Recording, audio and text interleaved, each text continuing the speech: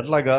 By prayers. నీ వ్యక్తిగత ప్రార్థన, నిరంతర ప్రయత్నము, ఈ రెండు మనం విడిచిపెట్టద్దండి. వ్యక్తిగత ప్రార్థన ఏంటి? ఈరోజు కొద్ది రోజులు మనం ప్రార్థన చేస్తున్నాం, కొద్ది రోజులు మనం వదిలిపెడుతున్నాం, మళ్ళీ కొద్ది రోజులు ప్రార్థన చేస్తున్నాం, మళ్ళీ కొద్ది కాలం విడిచిపెడుతున్నాం. చూడండి, ఇవి అలవాటు కాదు. ప్రార్థన అనేది మన రక్షణ. దేవుడు మనకి ఇచ్చిన శక్తి కలిగిన ఆయుధము. ఈ ఆయుధము కొద్ది రోజులు వాడి కొద్ది రోజులు పక్కన పెట్టడానికి అది ఇంట్లో ఒక ఆట వస్తువు కానే కాదు. మనకు అవకాశం ఉన్నప్పుడు, అవసరం ఉన్నప్పుడు చేసేది కానే కాదు. ప్రార్థన అంటే అది నిరంతర ప్రయత్నం.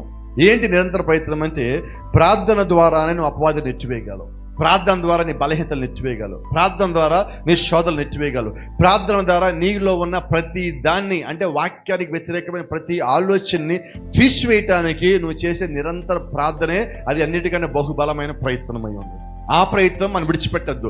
ఈరోజు ఫెయిల్ అవ్వచ్చు, అయినా ప్రార్థన వదిలిపెట్టద్దు. రేపు ఫెయిల్ అవ్వచ్చు, అయినా ప్రార్థన విడిచిపెట్టద్దు. ఎల్లుండి కూడా ఫెయిల్ అవుతావు. కానీ మీకు మాట చెప్తా, ఏదో ఒక రోజు నువ్వు పరిపూర్ణమైన శక్తిని పొందుకున్నాక నువ్వు దేని గురించి ప్రార్థించావో, ఏది విడిచిపెట్టాలి, ఏది తోసివేయాలి, ఏది తీసివేయాలి, ఇది నాకు వద్దు ప్రభు అని చెప్తూ ఉన్నావో, నిశ్చయంగా ఒకరోజు దాన్ని నువ్వు బయటికి గెంటేసే వ్యక్తిగా ఉంటావు. నువ్వు జయశాలిగా దేవుని ముందు నిలబడే వ్యక్తిగా ఉన్నావు. కాబట్టి ఈరోజు దేవుడు జయించి మనల్ని జయశాలిగా చేసింది దేని కొరకంటే నువ్వు జయశాలిగా ఉంటావని దేవుడు నమ్మి ఉన్నాడు. నువ్వు భూమి మీదకి ఇంకా రాలా, అప్పటికే దేవుడిని నమ్మున్నాడు. నువ్వు ఇంకా ఇక్కడికి రాలా, నీ లోపల దేవుడు ప్రార్థన పెట్టున్నాడు. నువ్వు ఇంకా ఇక్కడికి రాలా, దేవుడు నీ లోపల ఎప్పటికే విశ్వాసం ఉంచున్నాడు. నీ లోపల సమస్త శక్తి, సర్వాంగ కవచము నీ మీద ఆయన ఉంచున్నాడు. నువ్వు లోబడినప్పుడు, నువ్వు సమర్పించుకున్నప్పుడు, దేవుడి దగ్గరికి వచ్చినప్పుడు, సహవాసంలో ఉన్నప్పుడు, ప్రార్థనలో ఉన్నప్పుడు, నిన్ను దేవుడికి అప్పగించుకుంటున్నప్పుడు నీలో ఉన్న సమస్త శక్తి దేవుడు నీకు ఇచ్చేవాడిగా ఉన్నాడు. అదే సమయంలో నీలో ఉన్న ప్రతి బలహీనతను దేవుడు తీసివేసేవాడిగా ఉన్నాడు.